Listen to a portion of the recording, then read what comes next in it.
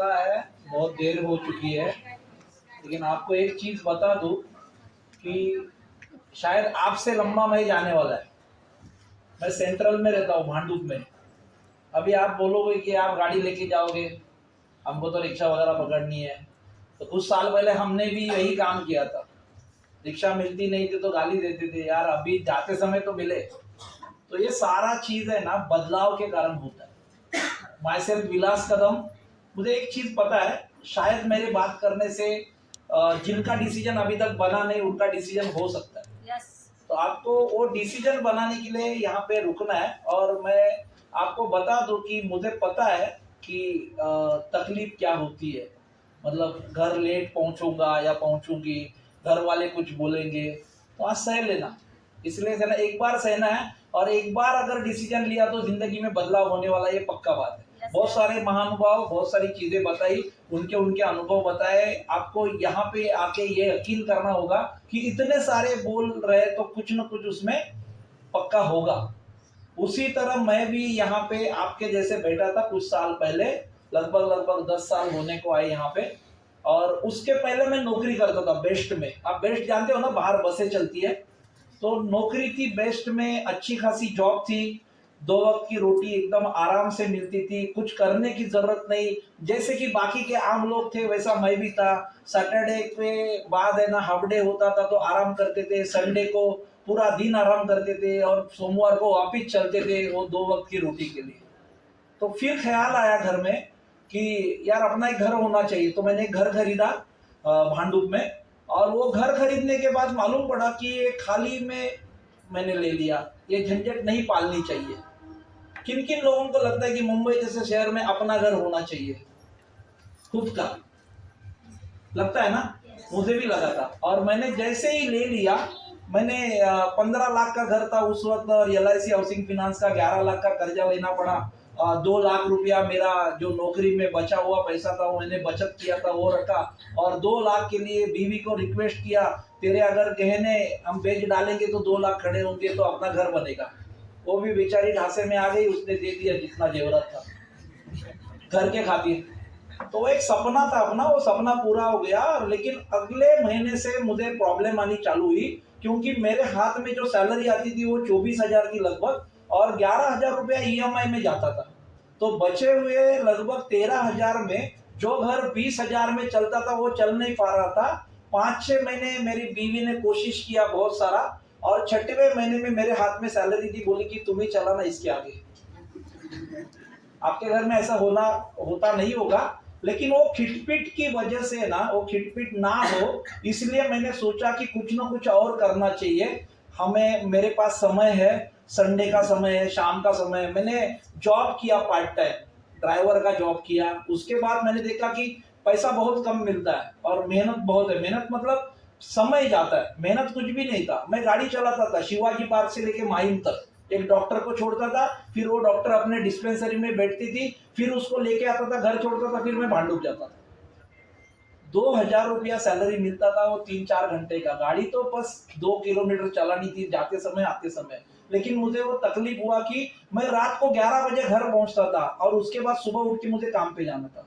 फिर मैंने सोचा कि खुद का कुछ किया जाए, तो मैंने एक छोटा बिजनेस चालू किया, वो घर से ऑपरेटेड होता था। मैंने देखा कि जब मैंने शुरू किया था उसमें बहुत सारा मुनाफा था। जब ये आइडिया लोगों को पता चली, जैसे बोलते हैं ना कि अपने गली में एक भाजी वाला आया तो वो खुश होता है, बराबर ना? केवल उसके पास से ही लोग लेते हैं, लेकिन 10 आ गए तो उसके पेट में दर्द होता है कि ये 9 कैसे जाएंगे। वैसे तरह मेरा बिजनेस भी है ना, बाकी के लोग आने लगे तो मुझे मुनाफा मिलना कम हो गया, तो मैंने वो बिजनेस बंद किया। और फिर किसी ने मुझे बोला कि बड़ा पैसा चाहिए तो बड़ा पैसा लगाना पड़ता है, तो मैंने टूरिस्ट का बिजनेस चालू किया। फिर मैंने टूरिस्ट कार खरीदी, वो वही किसी को भाड़े से जाती थी। एक गाड़ी का 2 गाड़ी हुआ। अचानक ऐसा हुआ कि एक गाड़ी का एक्सीडेंट हुआ और दूसरे गाड़ी का फॉल्ट की वजह से दोनों गाड़ियों का अचानक प्रॉब्लम आया, और मुझे इतना लॉस हुआ कि घर का कर्जा और ये बिजनेस से हुआ कर्जा। मतलब एक आम आदमी है ना, बिजनेस करने जाता है तो ये सोचता नहीं है। तो वो दोनों कर्जे के नीचे मेरे पूरे हाथ दबे हुए थे, और उसके कारण है ना मेरा दिमाग नहीं चल रहा था। मैं बोला अभी ये कैसा जाएगा कर्जा। तो उसके बाद है ना मैंने बोला कि जिंदगी में बिजनेस नहीं करूंगा। और मैंने शपथ ली थी, मैं आराम से नौकरी पे जाता था, जो देखा होगा वो देखा जाएगा, दिक्कतें आ रही थी, और उसके समय है ना मुझे किसी ने इसी तरह के हॉल में बिठा दिया जो मेरे अपलाइन है, thanks to Rajesh Yadav sir, जिनकी वजह से ही इतनी अच्छी अपॉर्चुनिटी मिली। अभी वो साहब मुझे बता रहे थे कि इसमें लाखों रुपया मिलता है, और मन ही मन में मैं बोल रहा था कि मुझे 1000 रुपया भी आ गया ना महीने का तो मैं करूंगा इस बिजनेस को। और मैंने देखा आसान सा एकदम काम था, जैसे अभी यहाँ पे अरविंद भाई ने बताया, पैसा दिया तो प्रोडक्ट आता है, और सिस्टम के साथ काम किया तो पैसा आता है। तो मैंने शुरुआत किया, मैंने देखा कि मेरा नुकसान कुछ भी नहीं है। आपको भी बता दूं, आप किसी भी एंगल से देखो कि आपका नुकसान एक पैसे का है नहीं। अगर कोई मुझे बोलता है कि सर ये इस यहाँ पे ना मेरा नुकसान दिख रहा है, तो मैं ना आपका 10,000 रुपया वापस देने को तैयार हूं, अगर कुछ बनता नहीं आपका तो मेरा कहना है कि जहां पे नुकसान नहीं है वो चीज करनी चाहिए कि नहीं करनी चाहिए। फायदे वाला बात यह है, मैंने देखा कि फायदा कितना करना है वो अपने हाथ में। 10,000 रुपया डाल के 10,000 का करना है, 10,000 रुपया डाल के लाख का करना है, 10,000 रुपया डाल के 10 लाख का करना है, या मेरे जैसा 1 करोड़ का करना है। लेकिन ये शुरुआत में ये सोच नहीं होती। आप जहां पे बैठे हो ना, आप भी यही सोचे होंगे कि इतना पैसा आता है क्या। तो अभी अरविंद भाई ने आपको दिखा दिया, और मेरी इस जगह पे आज की तारीख में मेरा लोन फ्री घर है, गाड़ी मुझे मिली है, इसके अलावा मैंने इतना बैंक बैलेंस बनाया कि बीएसटी की नौकरी को छोड़ के ये काम मैं पूरी समय करता हूँ। आज बीएसटी का जॉब गवर्नमेंट सेमी गवर्नमेंट में आता है, और मैंने देखा कि नौकरी में केवल आप है ना यथातथा खा सकते हो, 2 वक्त की रोटी मिल सकती है। सपने पूरे करना बहुत बड़ी बात है। आज की तारीख में बहुत सारे मेरे सपने पूरे हुए थैंक्स टू माय लाइफस्टाइल। ये सारी चीजें आप लोगों के साथ हो सकती है, क्योंकि आप है ना ये बिजनेस का फर्क नहीं जानते। फर्क ये है, समझ लो आप एक खुले मैदान में खड़े हो, आपके 2 हाथ में 2 बंडल है, एक 20 का एक 2000 का, एक जोर का झोंका आता है हवा का और नोट बिखर जाते हैं, आप कौन सा नोट पहले उठाओ? हम समझदार है ना। और 20 का नोट उठाते उठाते 2000 करने तो क्या होगा, कमर टूट जाएगी। नौकरी वही है, कमर टूटने वाला काम है। 2000 का नोट उठाना है तो बिजनेस करना पड़ेगा, और ये बिजनेस करना इसलिए पड़ेगा कि ये बिजनेस में लागत बहुत छोटी है। आपको समय देना होता है, आपको काम करना होता है, अकेले नहीं, हम लोग साथ में काम करते हैं। और मुझे भी यही फायदा हुआ, मुझे सपोर्ट किया गया और मेरे लिए लोग काम करने लग गए। हमने इकट्ठा काम किया, और वो इकट्ठा काम का नतीजा है कि आज की तारीख में लाखों रुपए की इनकम आती है। तो ये मेरे साथ होता है तो आपके साथ भी होगा। कब होगा? जो काम मैंने किया था वो आपको करना होगा। जानना चाहोगे कौन सा? मैंने 4 लोग बोलते हैं हाँ सर। जानना चाहोगे? करोड़ का मंत्र है, आसानी से मिलेगा। मैंने वो काम किया था, मैंने जिस दिन बिजनेस देखा था उसी दिन शुरू किया था। आज आप लोगों की बारी है, आपने देखा है, टटोल लेना इस बिजनेस को, और लगा ना कुछ नहीं है, नुकसान नहीं है, तो आज के आज ही शुरुआत करना। क्योंकि कल जाके क्या होगा मालूम है? आप जाओगे ना तो आप अपने बाजू वाले को पूछोगे, तुम्ही ती म्हण ऐकली असेल मराठीमध्ये, बाजूवाला आहे माझ्या जीवनाचा शिल्पकार, है ना? ऐसा ही असल वाली क्या है? तूच आहे तुझ्या जीवनाचा शिल्पकार। पण आपला बाजूवाला असतो ना शेजारी, उसको लगता है ना ये आइटम अपने बाजू से जाना नहीं चाहिए, ये हमेशा अपने साथ रहेगा, ये अच्छा टाइम पास है। तो वो जाता नहीं है, वो सुनता नहीं उसका, वो क्या करता है मालूम है? अपने को निगेटिव कर देता है। ऐसा कुछ होता नहीं, क्योंकि जो चीज आपने यहाँ पे 3 घंटा देख के बैठ के देखी वो उसने नहीं देखी है। जो चमत्कार आपने देखा, इतने सारे लोगों को देखा, वो उसने नहीं देखा। आपका है ना सारासर विचार ये होना चाहिए कि मेरा नुकसान नहीं तो करना चाहिए। बहुत बार है ना हम लोग है ना अपॉर्च्युनिटी को छोड़ देते, बराबर ना? आणि तुम्ही तुमच्या लोकांना काय सांगणार माहितीये का? आता जो तुम्हाला घेऊन आलाय तो एकदम तो विश्वासू माणूस आहे, तुम्ही त्याच्याकडे विश्वास ठेवा आणि या बिझनेस मध्ये या। आपल्याला सवय आहे विचार करून सांगतो बोलायची। काय सांगतो? विचार करून सांगतो। एक स्टोरी सांगतो आणि आपण संपूया। 3 मिनिटाची 4 मिनिटाची स्टोरी है। एक गांव में एक लड़की रहती थी, बहुत ही सुंदर, और जिस गांव में बहुत सी सुंदर लड़की रहती है उसके घर के कितने लड़के चक्कर काटते होंगे? बहुत सारे लड़के चक्कर काटते थे। और वो लड़की की जो माँ थी, मतलब माँ और वो दोनों माँ बेटी रहती थी, बहुत ही अमीर थी, उसके बाद बहुत जमीन थी, बहुत सारे जेवरात थे, बहुत सारा पैसा था, और अकेली लड़की और माँ रहती थी।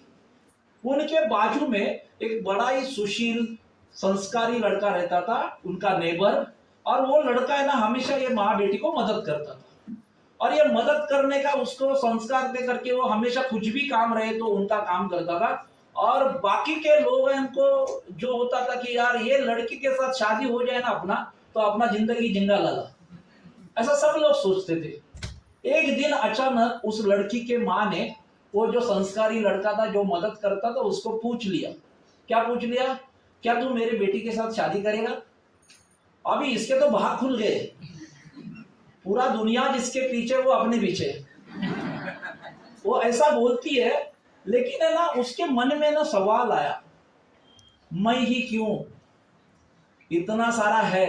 तो वो बोलता है ना माँ को पूछ के बता दूंगा, विचार करूं सांतो, ऐसा बोलता है वो आंटी को। और घर पे आता है और माँ को बोलता है माँ माँ, और वो ग्रेजुएट हुआ होता है। तो माँ उसको बोलती है कि तुम जैसे निकम्मे को वो लड़की दे रहे, कुछ कर ही नहीं सकता, ऐसा अपना नेबर भी बोलता है, तुम कुछ कर नहीं सकता, तुम करना मत। और वो निकम्मे को लड़की देंगे, वो जरूर उस लड़की में खोट है, ऐसा उसको लगता है। अभी लड़की हार लेके बैठी है, इधर भी माइला स्टाइल आपके लिए हार लेके बैठी है गले में डालने के लिए। आप क्या नेबर या आपको क्या बोलेगा मालूम है? माइला स्टाइल में खोट है। अब ये लड़की क्या होता है, वो क्या बोलता है, माँ ऐसी बोलती है, वो बाप के पास जाता है। बाप बोलता है तेरे जैसे कुछ भी करता नहीं है, अभी तू जॉब भी नहीं तेरे पास, अब शादी करने चला, और वो अगर ऑफर दे रहे तो जरूर उनके खानदान में कोई प्रॉब्लम है। ऐसा ही किसी को इतनी सुंदर और सुशील लड़की देता नहीं, वो भी इतनी अमीर, तू ही क्यों? वैसा अपना नेबर भी बोलेगा तू ही क्यों, बाकी के लोग हैं उनको क्यों नहीं माई लाइफस्टाइल का अपॉर्चुनिटी मिला। वो बाप बोलता है ऐसा कुछ होता नहीं, उसके खानदान में खोट है, अपने खानदान में खोट नहीं, ये मैनेजमेंट पिछले 22 साल से काम कर रहा है, आपको बता दें। वो अपने दोस्तों के पास जाता है, अब दोस्त बोलेंगे क्या तू शादी कर उससे, वो तो बोलते अपना नंबर कब लगेगा, वो पूरा निगेटिव कर देते उसको। और ये चक्कर में ये क्या बोलता है, जाने तो ये करने से अच्छा है कि पहला नौकरी पकड़ लेते, फिर अच्छी तरह अपना पैसा वगैरह कमाएंगे, फिर देखेंगे शादी का। और ये निकल जाता है अपने शहर में, और शहर में जॉब करता है, जॉब करने के बाद अच्छा खासा पैसा जमा होने के बाद 5 साल के बाद वापिस आता है गाँव में। गाँव में जैसे ही आता है ना, और बैग जैसे रखता है घर में ना, भागते भागते जाता है उस लड़की के घर के सामने, दरवाजा बंद था, नॉक करता है। अभी वही लड़की 5 साल के बाद दरवाजा खोलती है। फर्क सिर्फ इतना है कि पहले उसके गले में मंगलसूत्र नहीं था, अब था। अभी वो बोलता है कि ये कब हुआ, तो बोलता है जब जैसे तू गया हुआ। माँ ने कहा और अच्छा खासा लड़का देखा और मेरी शादी कर दी, और माँ ने जो सोचा वो सही था, आज हम लोग एकदम सुखी है। मैं, माँ और मेरा हस्बैंड साथ में रहते हैं, और मेरी सारी प्रॉपर्टी, मेरी माँ की सारी प्रॉपर्टी हम दोनों को मिल गई है, और हम इस गांव के सबसे अमीर पति पत्नी है। अभी ये बोलता है कि प्रॉब्लम क्या था, कौन सा प्रॉब्लम, मैं ही क्यों, मुझे ही क्यों चुना गया, ये बोलता है उनको। तो बोलते प्रॉब्लम कुछ भी नहीं था, ये सब जो तुम मदद करता था ना वो मुझे बहुत अच्छा लगता था, तो मैंने माँ को बोला कि ये लड़का बहुत अच्छा है। और हमारे खानदान में लड़की डायरेक्ट पूछती नहीं करके माँ को जैसे मैंने बोल दिया, माँ बोली कि मेरी इकलौती लड़की के खुशी के लिए मैं ये करूंगी, और इसीलिए माँ ने तुमको पूछा। ये लड़के ने माथे पे हाथ मार लिया, बस इतना ही था, तो बस इतना ही। कभी कभार है ना, कभी कभार अपॉर्चुनिटी बहुत अच्छी होती है, ना करने की वजह से हमें भी माथे पे हाथ मारने का चांस होता है, तो वो चांस लेना मत। यहाँ का खानदान अच्छा है, लड़की अच्छी है, पैसा अच्छा मिलता है, आपको केवल ये काम करना होगा, उसके लिए आपको हाँ बोलना होगा जो लड़के ने बोला नहीं था। अब हाँ बोल दो, नहीं तो जिसने भी लाया उसको ये मत बोलना कि विचार करूं शांत, तो सोचना एकदम राइट अपॉर्चुनिटी है। मैंने उस वक्त हाँ बोला करके आज जिंदगी एकदम बेहतरीन है। मैंने और मेरे पूरे घर में हम लोग इतनी खुशियां मनाते हैं कि हर हफ्ता पैसा आता है तो हर हफ्ता दिवाली है, हर महीना बोनस आता है 13 महीना तो हर महीना दिवाली है। क्योंकि बीएसटी में बोनस मुझे जो मिलता था उसके लिए झगड़ना पड़ता था, फिर भी देते थे, फिर 5000, फिर वो 500 के हिसाब से 10 महीना काट लेते थे। इधर तो हर महीना पैसा आता है, हर अच्छी चीज है। अब यहाँ पे बुराई कुछ नहीं है, वो चीज को करना चाहिए। मैं कहूंगा कि आपको 2,10,000 की शुभकामनाएं, अच्छा सोचो, अच्छा करो तो अच्छा मिलेगा। और मैं जाते जाते एक ही चीज कहूंगा कि जैसे मैं करोड़पति बनना वैसे आपको भी इस बिजनेस से करोड़पति बनना है कि नहीं? कितने लोगों को बनना है? 2 मंत्र है मेरे पास, बताओ। पहला एकदम आसान और सीधा है, शुरू करो। क्या बोला? दूसरा उससे भी आसान है, शुरू किया तो बंद मत करो। Thank you very much. जय हिंद, जय भारत।